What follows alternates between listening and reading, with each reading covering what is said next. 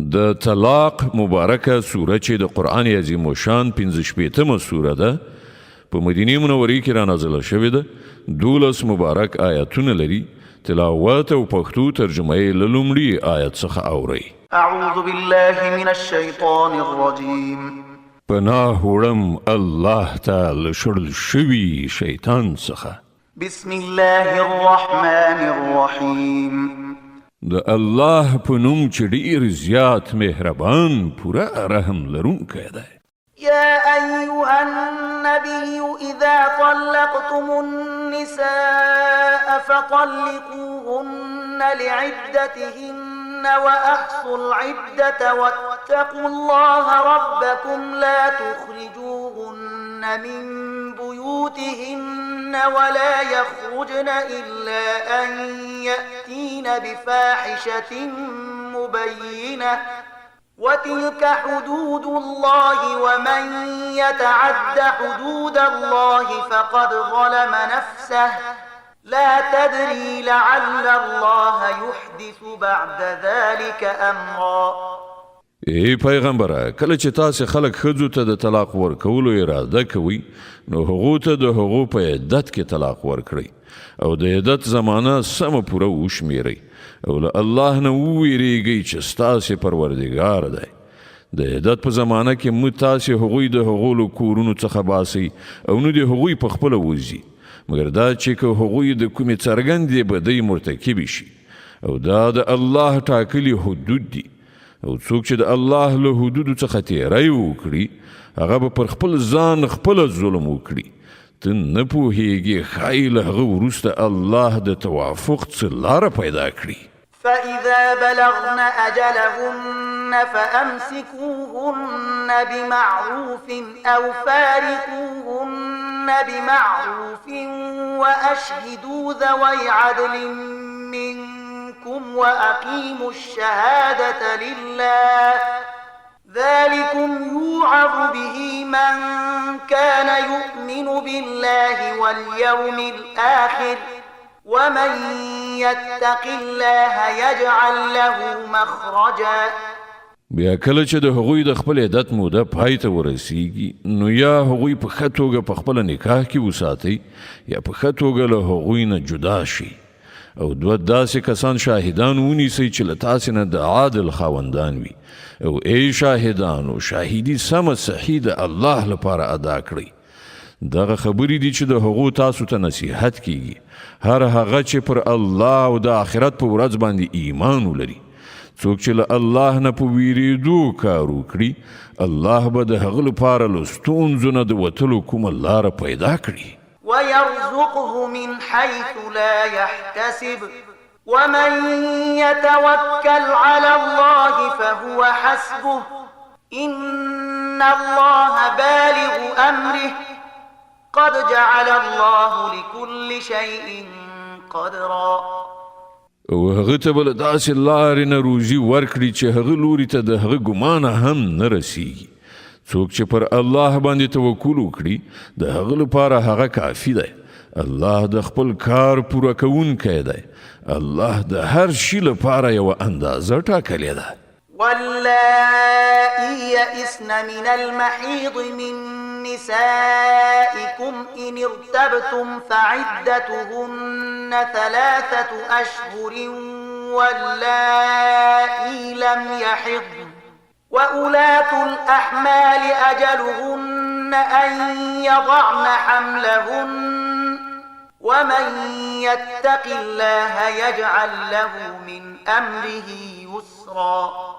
او ستاسې له میرمنو څخه چې کومې له حیضه ناامیده شوي وي د هغو په باب کې تاسې شکمن شوي یئ نو درته معلومه دي وي چې د هغو عدت 3 میاشتې دی او همدغه حکم د هغو ښځو دی چې لا تر اوسه یې حیض نه وي راغلی او د حامله ښځو د عدت حد دا دی چې د هغو حمل وضع شي. څوک چې له الله نه وویریږي د هغه په کار کې هغه آسانتیا پیدا کوي. ذلك أمر الله أنزله إليكم ومن يتق الله يكفر عنه سيئاته ويعظم له أجرا. دا د الله حکم دی چې هغه تاسې ته نازل کړی دی.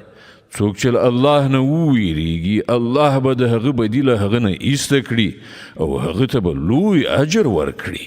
أسكنوهن من حيث سكنتم من وجدكم ولا تضاروهن لتضيقوا عليهن وإن كن أولات حمل فأنفقوا عليهن حتى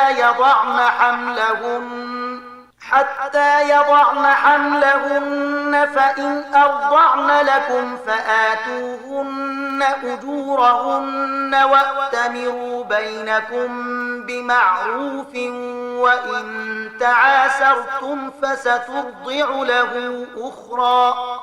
هغو ته د عدت په زمانه کې په همغه ځای کې استوګنه ورکړئ چیرته چې تاسې اوسیږئ، هر راز ځای چې تاسې ته میسر وي او د هغو د تنګولو یعنی پر هغو باندې د فشار راوړلو لپاره هغوی مه ځوروئ او که هغوی حاملې وي نو پر هغوی باندې تر هغه وخته لګښت وکړئ تر څو چې د هغو حمل نه وي وضع شوی.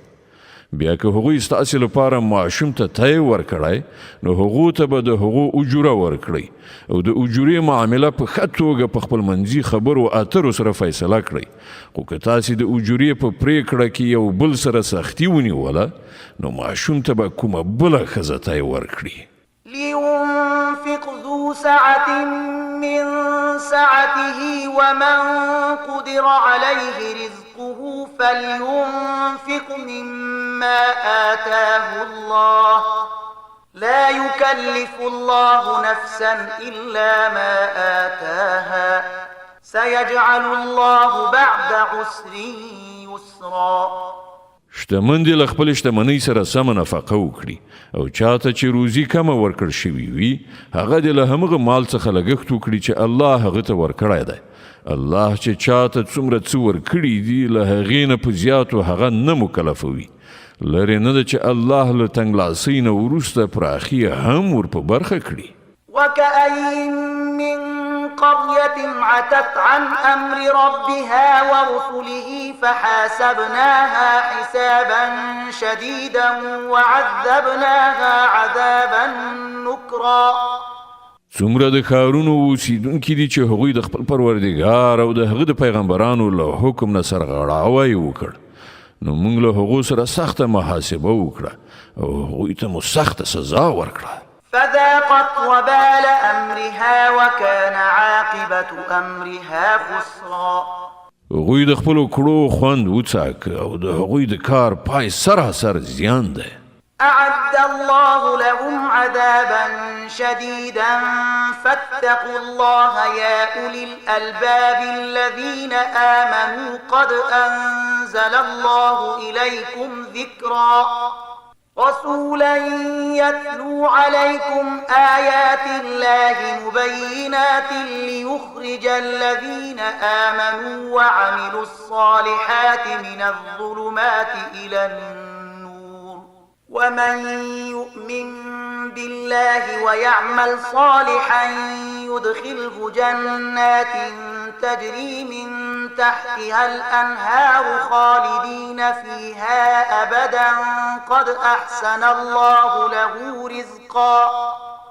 الله په آخرت کې د هغو لپاره سخت عذاب تیار کړی دی. نو له الله نه وویریږئ ای د پوهې خاوندانو چې ایمان مو راوړی دی. الله تاسې ته یو نصیحت نازل کړی یو داسې پیغمبر چې تاسې ته د الله ښکاره څرګند هدایت درکوونکي آیتونه اوروي تر څو چې ایمان راوړونکي او نیک عمله خلک له تیارو نه رڼا ته راوباسي. څوک چې پر الله ایمان راوړي او نیک عمل وکړي الله به هغه داسې جنتونو ته ننباسي چې تر هغو لاندې به ویالې بهیږي. دوی به په هغو کې د تل لپاره اوسیږي. الله د دغسې انسان لپاره ډیره غوره روزي ساتلې ده. الله الذي خلق 7 سماوات ومن الأرض مثلهن يتنزل الأمر بينهن لتعلموا أن الله على كل شيء قدير وأن الله قد أحاط بكل شيء علما. الله هغه ذات دی چې آسمانونه پیدا کړل او د همغو په شان ځمکه هم د هغو په منځ کې حکم نازلیږي. دا تاسې ته د دې لپاره ویل کیږي تر څو چې تاسې وپوهیږئ چې الله په هر څه قدرت لري او دا چې د الله علم پر هر شي باندې چاپیر دی. صدق الله العظیم. الله ستر رښتیا ویونکی دی.